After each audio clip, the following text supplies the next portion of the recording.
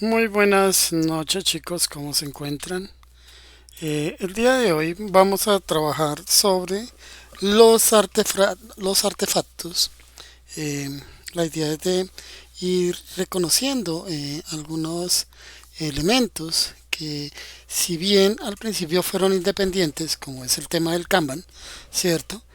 Como a medida que fue evolucionando el Scrum, estos artefactos fueron absorbidos por esta metodología, pues porque representaban, digamos, una agilidad al momento de nosotros abordar esta metodología y sobre todo que ayudaba al tema de la comunicación de manera interna dentro del proyecto.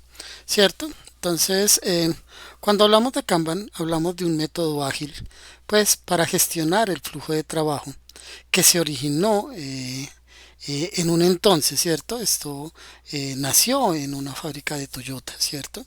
Ese sistema de producción es justo a tiempo, ¿sí? Fue adaptado al desarrollo de software por David Anderson. A diferencia del Scrum, pues Kanban no tiene sprint ni roles descriptivos. Tiene su enfoque eh, en algo para visualizar el trabajo, limitar el WIP. ¿Y qué es el WIP? Es el Work in Process, ¿cierto? El trabajo en proceso. Y optimizar el flujo continuo de valor. Sin embargo, la implementación real del Kanban en las empresas de software pues termina distorsionándose por malas prácticas que convierten este tablero en una lista de tareas de colores sin ningún poder de gestión. Digamos que lo que se busca, el objetivo de abordar estos temas es que pues aprender a usar ese Kanban dentro de un sistema de gestión de ingeniería, ¿cierto? Y pues que no se reduzca al simple hecho de tener un gestor de tareas conforme a los colores, ¿cierto? Aquí vamos a analizar los elementos fundamentales, ¿cierto? Desde dos perspectivas. La primera, la parte como hemos venido trabajando, la parte teórica, la parte escrita, ¿cierto? Y a través de los cursos y pues también esa realidad en donde en ocasiones se convierte algo incómodo al enfrentar equipos donde la presión por entregar las cosas, ¿cierto? Con disciplina de flujo, pues choca, ¿cierto? Y comienza a tener situaciones que no gustan dentro de dentro de ese contexto, ¿cierto? Entonces aquí vamos a abordar estos temas. Igual la idea es de poder clarificar, digamos que ya viendo todos los diferentes elementos que existen dentro de la metodología Scrum, vamos a hacer como un resumen completo de esta metodología. ¿Listo? Entonces, cuando nosotros hablamos de Kanban, ¿cierto? Kanban pues se basa en cuatro principios fundamentales, ¿cierto? El primero es empezar con lo que haces ahora, sin cambiar procesos existentes de manera violenta, ¿cierto? La segunda es como acordar o perseguir esos cambios evolutivos o incrementales, digamos que siempre ir mejorando, ¿cierto? Respetar los roles, las responsabilidades y los títulos actuales. Y como cuarto punto es fomentar el liderazgo en todos los niveles. A diferencia del Scrum, Kanban no tiene sprints, ¿cierto? No tiene retrospectivas obligatorias ni roles definidos como si lo tiene el Scrum, como por ejemplo el Product Owner, ¿cierto? El Scrum Master, ¿cierto? Su métrica principal es el flujo continuo de valor, ¿cierto? Y su herramienta central, pues es un tablero visual con límites de trabajo en proceso, ¿cierto? Vamos a observar uno de estos artefactos, ¿sí? Vamos a mirar este. Mm, listo, yo creo que con este es más que claro. Déjenme, permítanme en un momento. Espero que se esté viendo bien, ¿cierto? Entonces, el Kanban es un tablero, ¿cierto? Y tiene unas columnas, en donde pues el backlog, ¿cierto? Es el que se define todas esas tareas pendientes eh, que se, que se van a desarrollar en determinado tiempo, ¿cierto? Aquí pues ponemos todas las tareas, ¿cierto? Listas para el siguiente ciclo, ¿cierto? Entonces, por hacer, entonces las dejamos acá, que están en progresos, pues se van, digamos, trasladando a cada una de las diferentes columnas, que permite, pues así, reconocer el uso efectivo de qué es lo que desarrolla y quién lo está desarrollando, ¿cierto? Em, Cuando nosotros trabajamos estos tableros, ¿cierto? Pues lo primordial o lo fundamental de estos tableros es que pues sea de manera visible, ¿cierto? Que el equipo al interior sepa qué es lo que está desarrollando cada uno de los diferentes integrantes, ¿cierto? Y todos deben entender, digamos, cada uno de los diferentes estados que se propone dentro de dichas columnas. Espero que se esté viendo bien, espero que se está comprendiendo, ¿cierto? Sin embargo, pues le podemos dar un poquitico de aumento. Yo creo que ahí está bien, ¿cierto? Em, ¿Qué otro principio? El manejo del flujo de trabajo, ¿cierto? Cuando nosotros tenemos una actividad, podemos ver cómo va pasando por cada uno de estos, ¿cierto? Desde el backlog, desde la lista por hacer, seguido a que después de que se esté asignando a esa actividad, digamos que para que pase al tema de proceso de esta columna, ¿cierto? Pues se evidencia quién lo está haciendo, ¿cierto? Y pues posteriormente se hace, digamos, una revisión del código, ¿sí? Revisión de lo que se hizo, si verdaderamente quedó bien, ¿cierto? ¿A través de qué? A través de pruebas. Entonces todo este circuito lo va desarrollando cada una de las diferentes tareas. ¿Hasta dónde? Hasta llegar a la parte de entregada. Entonces, lo que muestra aquí es un flujo de trabajo, ¿cierto? Se ve como cada uno va participando de manera colaborativa dentro del proyecto, ¿cierto? Se pueden detectar problemas, se te puede indicarte que, por ejemplo, una actividad lleva mucho tiempo en progreso y no ha pasado a la siguiente columna, y pues allí podemos verificar qué está o detectar qué es lo que está ocurriendo, ¿cierto? Y así pues determinar cuáles son esas acciones que deben seguirse pues para que eso no suceda, ¿cierto? Esto ayuda a que otro de los principios, que es el fomentar la colaboración, ¿cierto? Pues porque cada uno de los diferentes colaboradores saben qué es lo que debe hacer, cómo lo debe hacer, en qué momento lo está haciendo, ¿cierto? Y no hay ningún tipo de discusión en eso, ¿cierto? Y pues el tema el otro principio es, no es un fin, sino es un medio, ¿cierto? Sirve para detectar problemas de flujo y activar como esas acciones correctivas, ¿cierto? Entonces esto es lo que hace el Kanban. Cuando nosotros utilizamos el Kanban, vemos que ese artefacto fue absorbido por la metodología Scrum, ¿cierto? Donde pues estas tareas, pues es el Product Backlog, el que maneja todo el proyecto. Permítame en un momento a ver si yo tengo por aquí uno de el backlog. Ah, eh, vamos a ver. Sí, aquí tengo uno.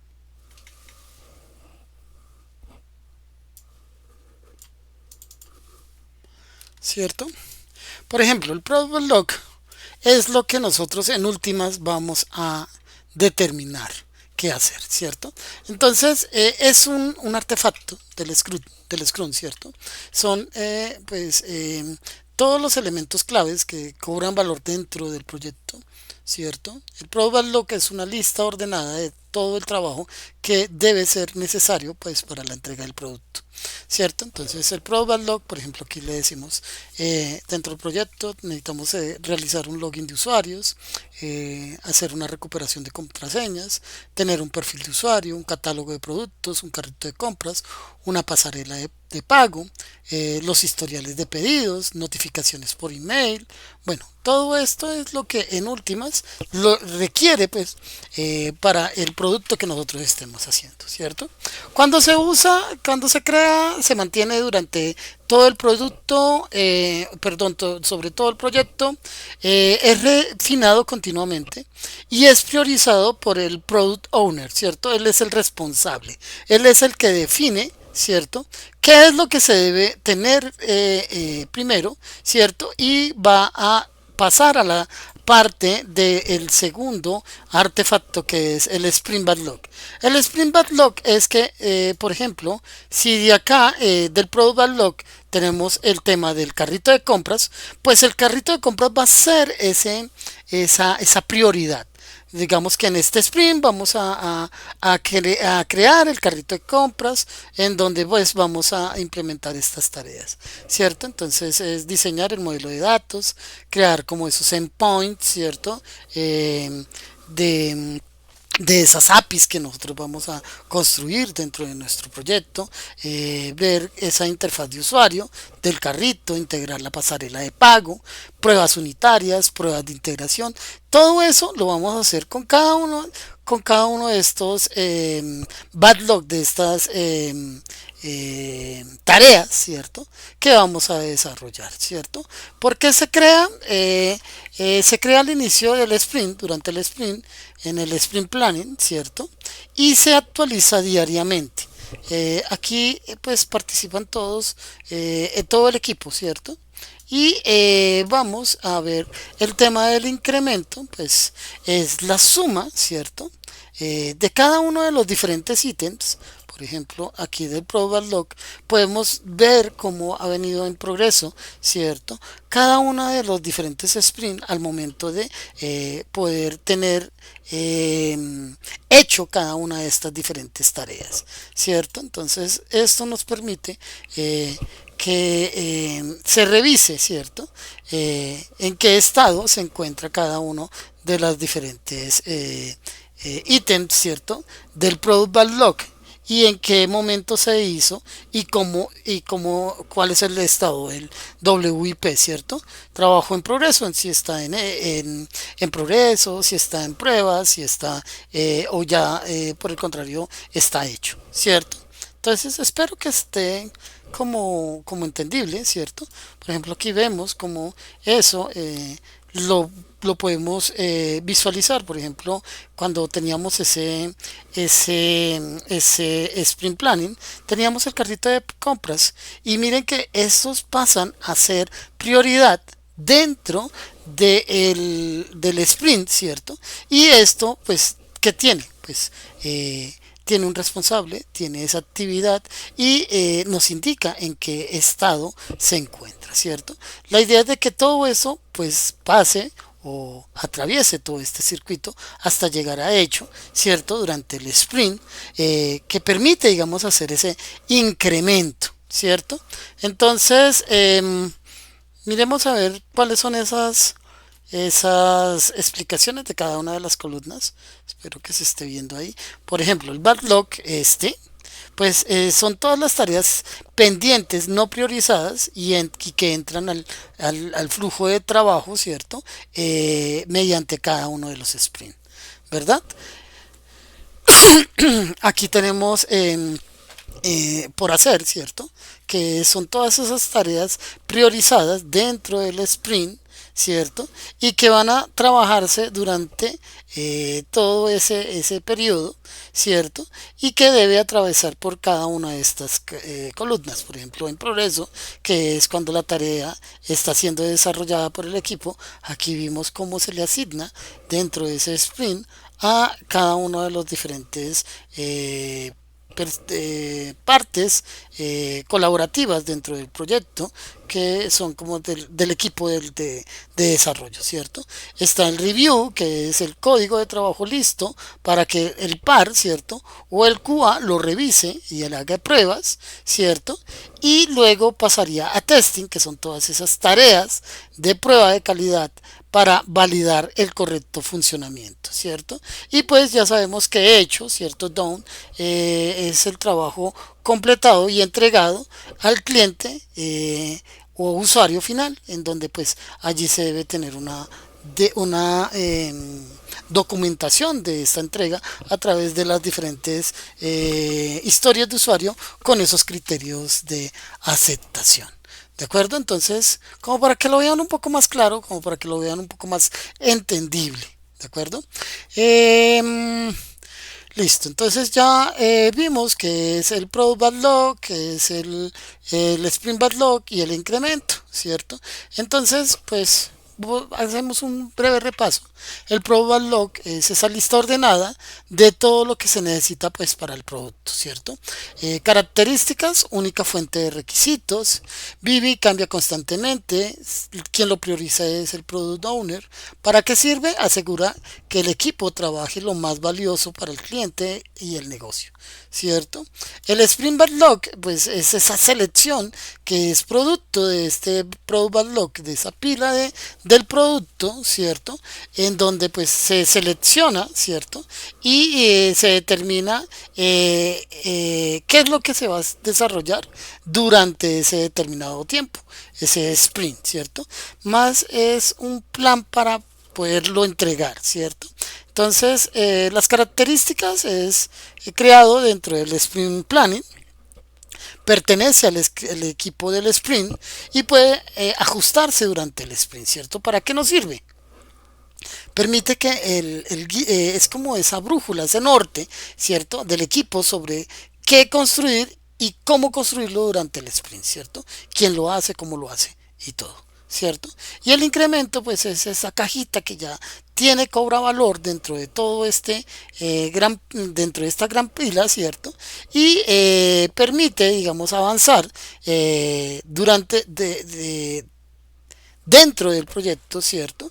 Y que estos incrementos pues deben estar hechos, ¿cierto? Potencialmente liberables, ¿cierto? Y que generan valor, ¿cierto? Demuestra el progreso real, porque siempre como que el cliente deseas conocer cómo es ese avance que tiene el proyecto, ¿cierto? Entonces es muy importante poderlo entender. Eh, Veamos, ya vimos el tablero Kanban y sus columnas, entonces el tablero es un mapeo del flujo desde el requerimiento, ¿cierto? Entonces es esa herramienta visual que mapea, ¿cierto? El flujo de trabajo desde el momento en que se requiere, ¿cierto? Y es solicitado hasta el momento de ser entregado al cliente. Conocer que cada una de las columnas típicas en el desarrollo del software, como el backlog, ¿cierto? Como esas tareas pendientes, el, el hacer, ¿cierto? O por hacer, ¿cierto? El to do, ¿cierto? Que es la lista de todo lo que debe continuar, ¿cierto? Dentro de ese ciclo. En progreso, pues in progress es todas esas actividades que están siendo desarrolladas, ese review que es ese código listo para ser revisado pues por el par, ¿cierto? O el QA, esa columna del testing que es esas pruebas de calidad y el hecho que son todas esas tareas ya entregadas, debidamente entregadas y que podemos encontrar como es el, el la evolución de nuestro sprint. Aquí tenemos una pregunta y es ¿cuántas columnas recomiendan los expertos? Dice que entre 5 y 7 columnas.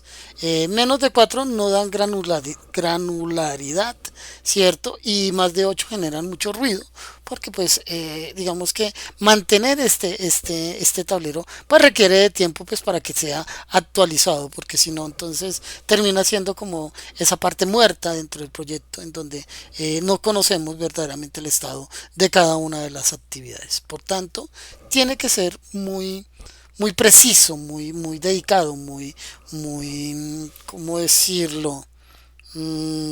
Con mucha disciplina, pues para que esto cobre valor, ¿cierto? Eh, Aquí vemos las 1, 2, 3, 4, 5, 6, ¿cierto?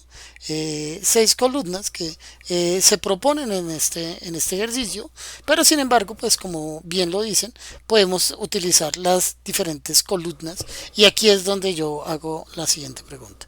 Dentro de los compañeros que están en línea, me gustaría escucharlos como cuántas columnas tienen o están manejando en cada uno de los diferentes sprint.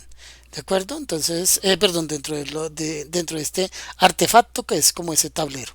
Estos tableros recuerden que son empleados a través de software, por ejemplo, Jira, Trello, ¿cierto? Que, por ejemplo, veamos un Trello, mm, imagen de Trello.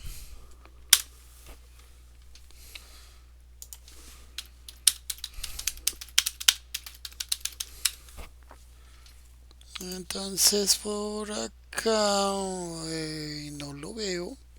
Ah, bueno, aquí hay uno.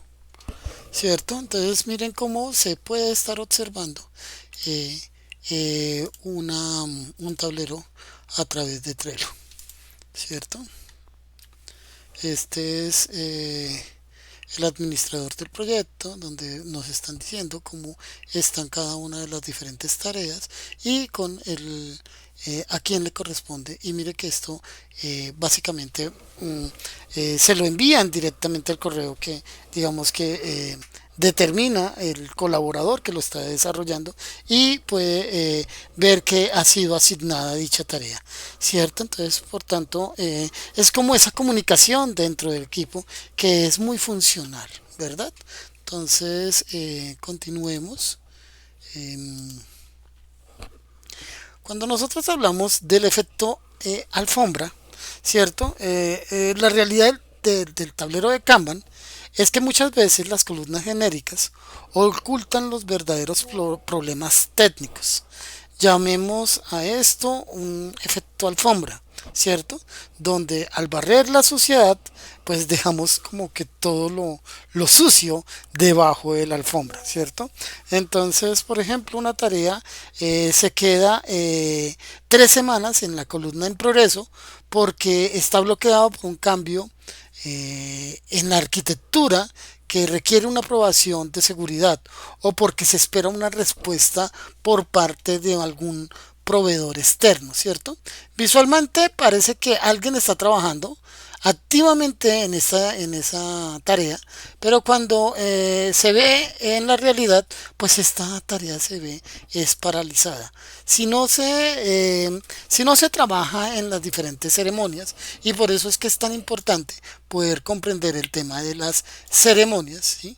Como cuáles, como ya vamos a ver si ya aquí estamos viéndolas, ¿cierto? Como cuáles ceremonias, como los dailies, ¿cierto? Los dailies, como vimos, es una revisión de qué es lo que se está teniendo en cuenta al momento de poder abordar ese tablero de control, ¿cierto? Y revisar todos los días o de acuerdo como se establezca, ¿cierto? Dentro de ese sprint, ¿cierto? Y que se determinan, pues, se sugiere 15 minutos, ¿cierto? Máximo, pero pues cada uno de los equipos y de los sprint y de acuerdo a la duración, pues se establece ese tiempo, ¿cierto? Lo ideal es que no sea muy largo. Recuerden que estas ceremonias se deben hacer de manera de pie, ¿cierto? Porque pues eso garantiza que sea muy rápida, muy sucinta, ¿cierto? ¿Para qué sirve? Pues para sincronizar el equipo, para inspeccionar el progreso hacia el objetivo del sprint y adaptar el plan si es necesario, ¿cierto? Como ver cómo poder limar asperezas durante ese sprint, ¿cierto? Estos artefactos dicen que son utilizados a través del Sprint Backlog, ¿cierto? Que son esas tareas, como lo ya lo vimos con los artefactos, ¿cierto? Y que estos muestran como ese avance, ¿cierto? Ya vemos que esto es una de las ceremonias que muy utilizada dentro del Scrum, ¿cierto? También está el de el Sprint Planning, que es como poder seleccionar esas diferentes tareas que se tienen dentro del Product Backlog y que se van a implementar dentro de ese sprint, dentro de ese tiempo que se va a desarrollar estas diferentes tareas. Y esto viene siendo el Sprint Backlog, ¿cierto? Como lo que se pretende hacer, ¿cierto? Entonces, ¿para qué sirve? Pues define qué se va a construir, cuál es el objetivo y cómo se va a lograr en el plan de trabajo. Estas ceremonias, recuerden que ya la habíamos manejado y que nos hablan de que es todo un día, ¿cierto? Máximo 8 horas, ¿cierto?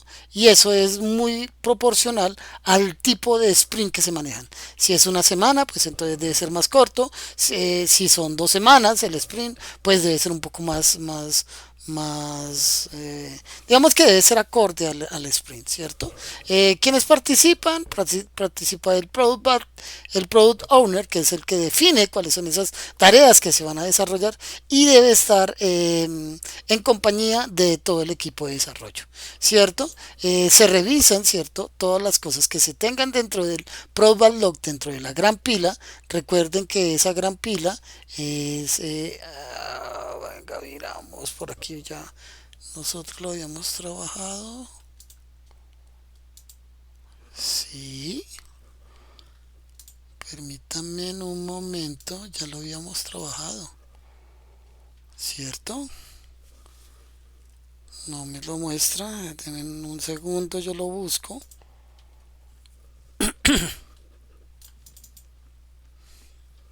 ¿Cierto? Como estas que teníamos, el Product Backlog, que es todo lo que se pretende hacer durante todo el proyecto, y el Sprint Backlog es como esas tareas que vienen siendo de acá, por ejemplo, el de carrito de compras, se pasa al sprint y eso es lo que se va a diseñar, ¿cierto? Entonces, es comprensible, espero que sí, así lo sea, ¿cierto? Entonces, estas son las ceremonias, el sprint planning, el daily, ¿cierto? El sprint review, que pues esto lo que permite es cuando se finaliza, ¿cierto?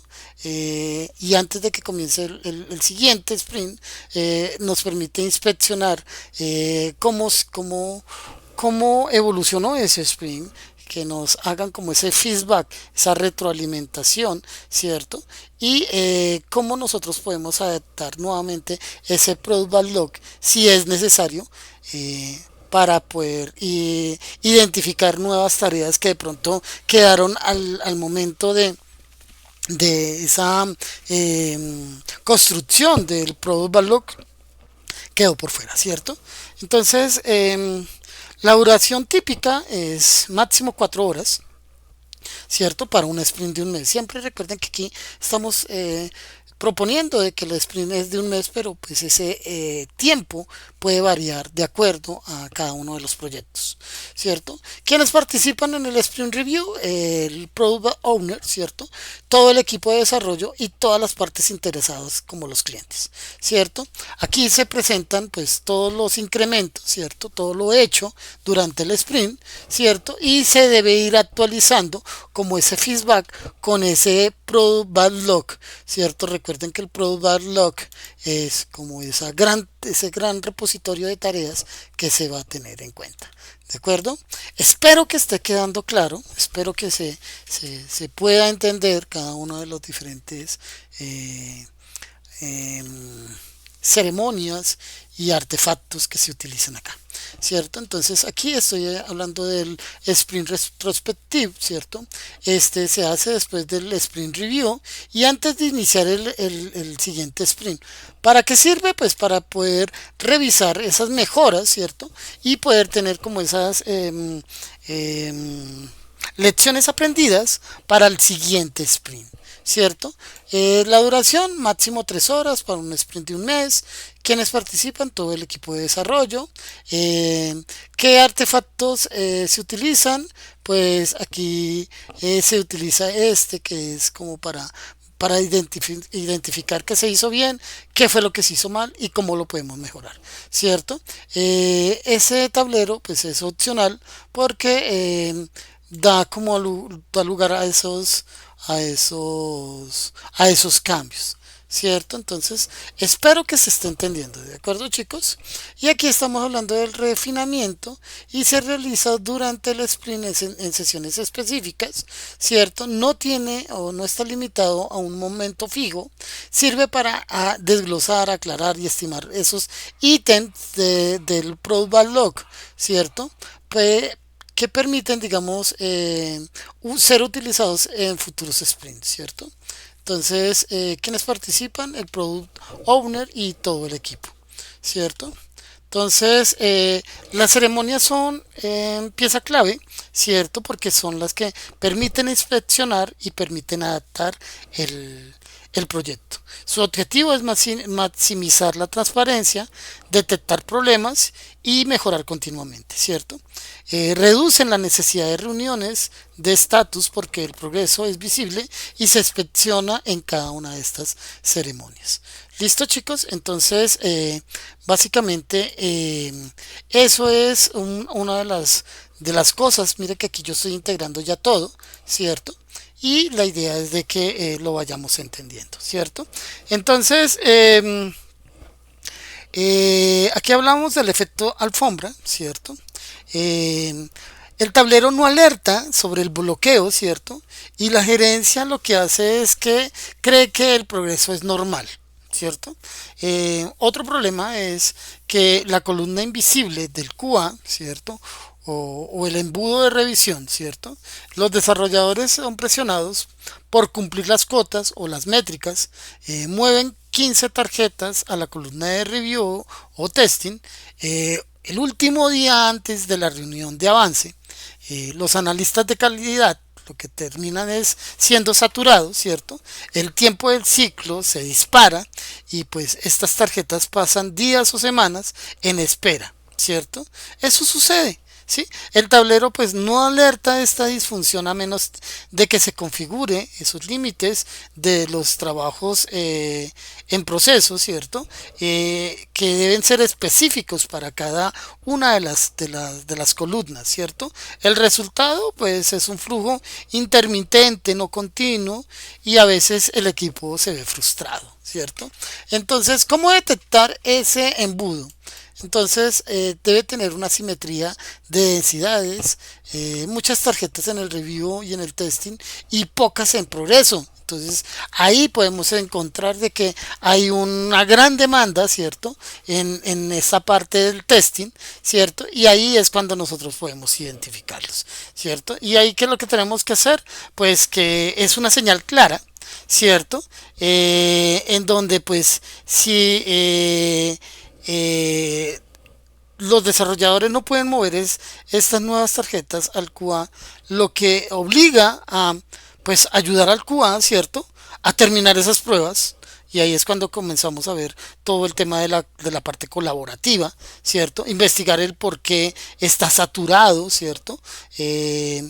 Crear como en vez de pruebas manuales que se podrían automatizarse, ¿cierto? Entonces verificar si se puede hacer, ¿cierto?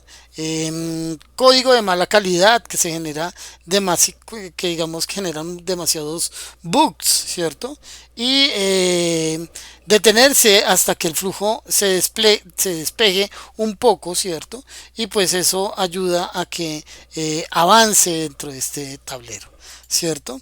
Entonces, en la teoría nos dice que limitar el trabajo en progreso, ¿cierto?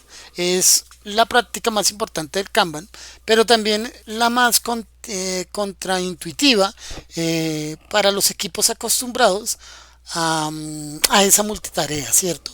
La idea es simple, es establecer un máximo de tarjetas que pueden estar simultáneamente en una columna del tablero, ¿cierto?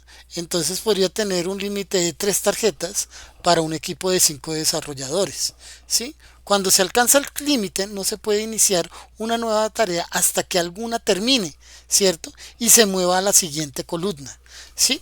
Entonces esto fuerza al equipo a estar como en un proceso de starting, ¿cierto? Y de starting a fishing, ¿cierto? Finish, pues como dejar de empezar y empezar y terminar, ¿cierto? Como esas fases, ¿cierto?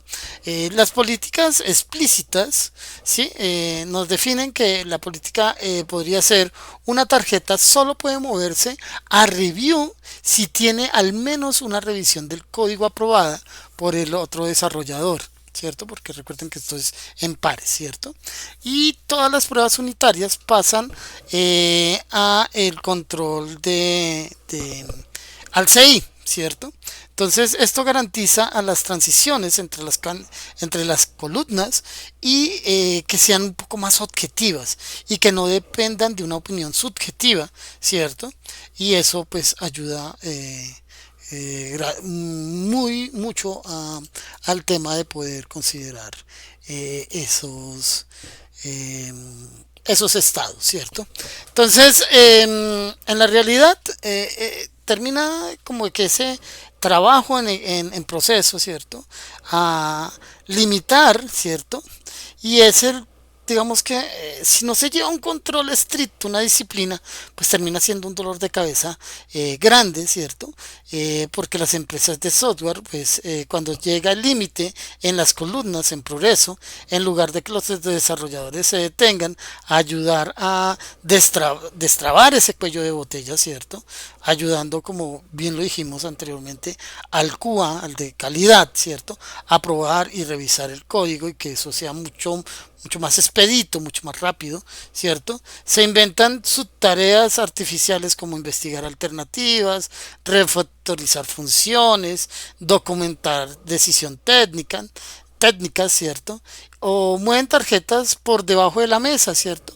Que crean tarjetas invisibles que no están en el tablero y pues que esa trampa del WIP elástico es el límite existente formalmente, pero se viola constantemente sin consecuencias, ¿cierto? El segundo problema es las políticas que nadie lee. ¿Cierto? El equipo escribe hermosas políticas de transición en una wiki, ¿cierto?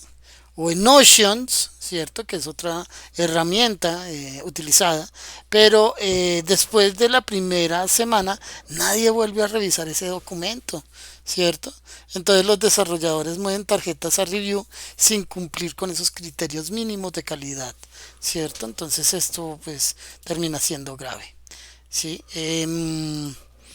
Vemos bueno, este sí lo podemos pasar un poquito, ¿cierto? Las métricas alteradas. Esto es algo que sí se debe realizar, ¿cierto? El lift time, ¿cierto? Real incluye pues 3 meses de reunión comerciales antes de que la tarea llegue al equipo. Si el tablero se mide, ¿cierto? Entonces, estas son métricas de tiempo. Y es que rara vez reflejan la verdad del flujo de ingeniería. El primer problema es la burocracia invisible, ¿cierto? ¿Esto qué quiere decir? Pues que en las reuniones comerciales se aprueban el presupuesto, se realiza un análisis legal antes de que esa tarea llegue al equipo. Pero si el tablero digital automatiza el cálculo desde la creación del ticket, pues al momento en que alguien escriba la tarjeta, esa métrica no captura el tiempo real de espera. Entonces el resultado pues es bajo, ¿cierto? No sirve para evaluar la eficiencia real del proceso de ingeniería ni para hacer promesas confiables con el cliente. ¿cierto? Entonces, ahí es cuando vemos el tema del tablero colapsado. Entonces, veamos, estábamos en artefactos, ¿cierto? Esto ya los vimos, ya los vimos. Esto lo podemos cerrar. Aquí vemos... bueno, aquí ya vemos todo el desarrollo de, del sprint, ¿cierto? Entonces, espero que se vea bien. Entonces, recordar, aquí estamos ya haciendo como ese resumen, ¿cierto? Completo de la metodología, ¿cierto? Entonces los roles ya sabemos que son tres. Es el Product Owner, el Scrum Master y el equipo de desarrollo. Las responsabilidades de cada uno es definir la visión, el del Product Owner, ¿no? Definir la visión y los objetivos del producto, identificar y priorizar las necesidades, gestionar el Product Backlog, aceptar o rechazar el incremento, ¿cierto? Maximizar el producto del valor, ¿cierto? El valor del producto, perdón. Pues a través de esos incrementos que se desarrollan. El Scrum Master pues es el líder del proceso Scrum y es el facilitador del equipo, ¿cierto? Entonces es responsable de facilitar las ceremonias en el Scrum, asegurar que el Scrum se entienda y se aplique, eliminar esos impedimentos, promover la mejora continua y actuar como ese coach, ¿cierto? Del equipo. ¿Sí? Y pues el equipo desarrollador, pues entender el Spring Goal, ¿cierto? Crear un plan para el cumplimiento, desarrollar y probar y entregar el incremento del producto, ¿cierto? Dentro de ese sprint, colaborar y apoyarse y autoorganizarse, ¿cierto? Entonces aquí vemos los diferentes artefactos. Aquí vemos el Product Backlog, el Sprint Backlog y el incremento, que eso lo hemos venido hablando, ¿cierto? Y pues las diferentes ceremonias que mantiene el Scrum, el Sprint Planning, el Daily, el Sprint Review, el Sprint Retrospective y el de refinamiento, ¿cierto? Aquí ya se habla de cuánta es la duración en términos de tiempo para un sprint considerado en un mes. ¿Listo? Y así es como funciona todo. ¿Cierto? Lo primero se planifica, ¿cierto? A través del el sprint planning, se ejecuta y comienza a trabajarse en equipo, ¿cierto? Con esa sincronía del daily que nos permite, se comienza a trabajar sobre un tablero de control donde se define como cuáles son esas etapas que va a tener cada una de esas tareas dentro de ese sprint, ¿cierto? Entonces aquí nos vemos como un un modelo típico, ¿cierto? De ese tablero, se adapta, se comienza a hacer todo el tema del review, ¿cierto? Se entrega al cliente, ¿cierto? Para que el cliente esté satisfecho del valor entregado, que se tenga un aprendizaje dentro del equipo y nuevamente vuelve a empezar a iniciar con ese otro sprint donde nuevamente se planifica, se ejecuta, se crea el tablero con todo el backlog, ¿cierto? Se inspecciona, se entrega y nuevamente sigue y sigue como en un ciclo continuo en donde lo que nos permite identificar es cómo dentro del proyecto se va mejorando, o sea, maximizando el, el producto, ¿cierto? Y se va incrementando, ¿cierto? Entonces, cuando nosotros hablamos del sprint, pues debemos hablar también de principios que guían todo. Entonces, la primera es la transferencia, la transparencia, perdón, la transparencia, ser muy transparentes, ser muy correctos. La inspección, revisar en cada una de las diferentes etapas cómo está el tema del sprint. La adaptación, que es permitir reconocer si hay alguna actividad que debe ser integrada, ¿cierto? Tanto en el Product Backlog como en el Backlog Sprint, ¿cierto? Enfocarse en el valor determinar qué es lo que verdaderamente es importante para el proyecto, la colaboración, ¿cierto? Pues, porque debemos tener es un equipo de trabajo pues consolidado, ¿cierto? Que permita que se trabaje en equipo y esa mejora continua que es la que nos permite poder hacer a través de las diferentes inspecciones que nosotros desarrollemos, ¿cierto?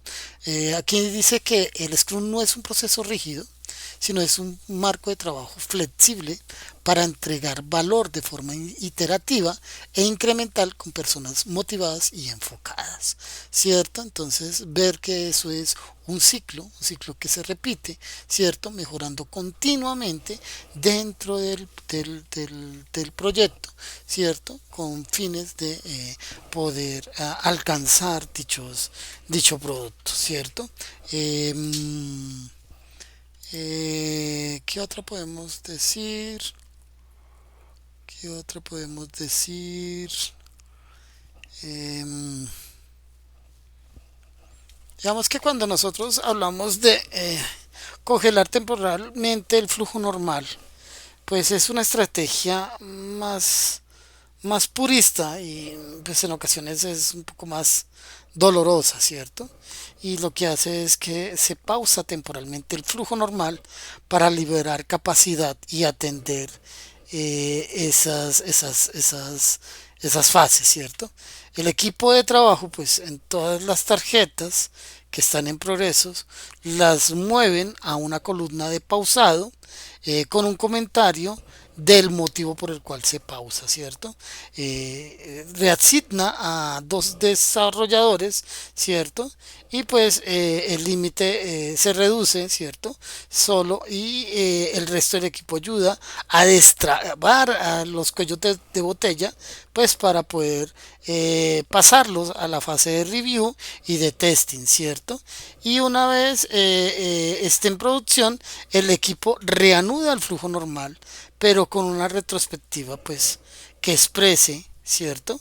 Y que sea mucho más expedita para analizar el por qué se necesitó de pausar todo. ¿Mm?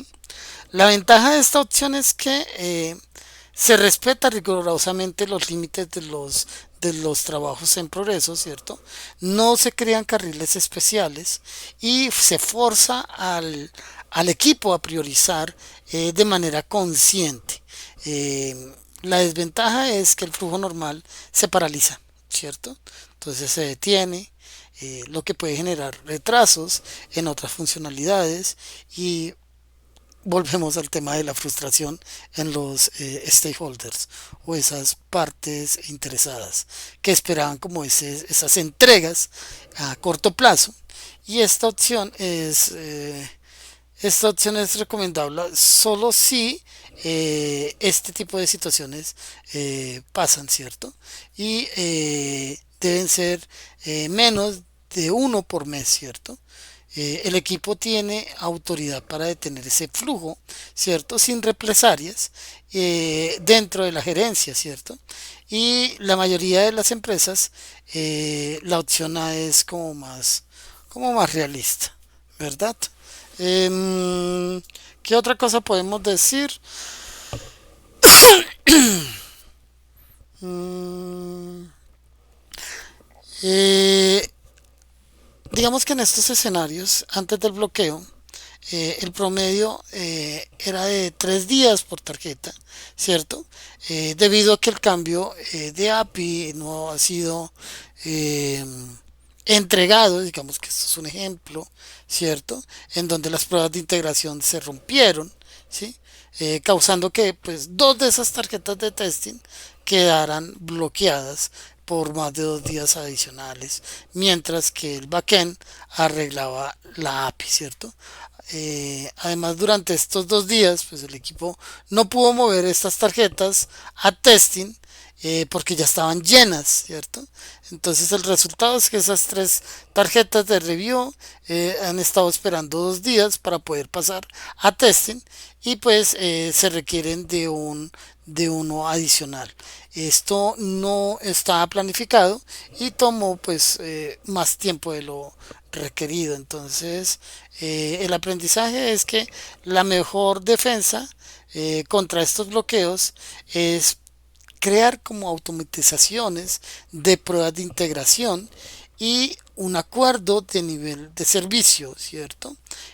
Con los equipos de backend que en cualquier cambio de API debe notificarse con al menos 5 días de anticipación y las pruebas de compatibilidad deben correrse correctamente, ¿verdad? Entonces, espero que se esté entendiendo, espero que eh, al momento de trabajar este tema, pues lo comprendan. Si hay dudas, por favor, no duden en manifestarlas, ¿cierto? Para poderlas resolver. Si tenemos de pronto alguna clase de comentario que aporte valor a esta clase, pues lo vamos a tener en cuenta al momento de ya finalizar y comenzar con ese espacio de socialización, ¿cierto? Em, ¿Qué otra cosa podemos hablar? Podemos hablar sobre las políticas explícitas para manejar esas emergencias, ¿cierto? Entonces, esas políticas recomendadas son basadas en la simulación, ¿cierto? Un equipo Kanban maduro, ¿cierto? O sea, de poder establecer ese tablero de control, deben definir esas políticas explícitas, ¿cierto? En donde cuando ocurren este tipo de situaciones, ¿cierto? Pues se pueda tener como esas alternativas, ¿cierto? Algunas políticas sugeridas es que todo debe ser justificado, ¿cierto? Y por escrito a través del product owner o el líder técnico, explicando el por qué no se pudo esperar el siguiente ciclo normal, ¿cierto? Otra que no puede exceder las 4 horas de esfuerzo. Si es más grande, pues debe pues tratarse de una tarea normal del backlog, ¿cierto? Y como tercero, pues generar automáticamente una tarjeta de análisis de causa raíz que se prioriza en el backlog para evitar que esa misma situación se repita, ¿cierto? Además de definir un carril express con ese trabajo en progreso de máximo una tarjeta, pues permite que una regla de compensación sea extendida, ¿cierto? Y el equipo debe reducir su velocidad de flujo normal en un 20% durante los 2 siguientes días, ¿cierto? Reduciendo temporalmente y descongestionando como esas columnas, ¿cierto? Pues para que todo fluya de manera un poco más formal, ¿cierto? Em, ¿Qué más podemos decir de esto?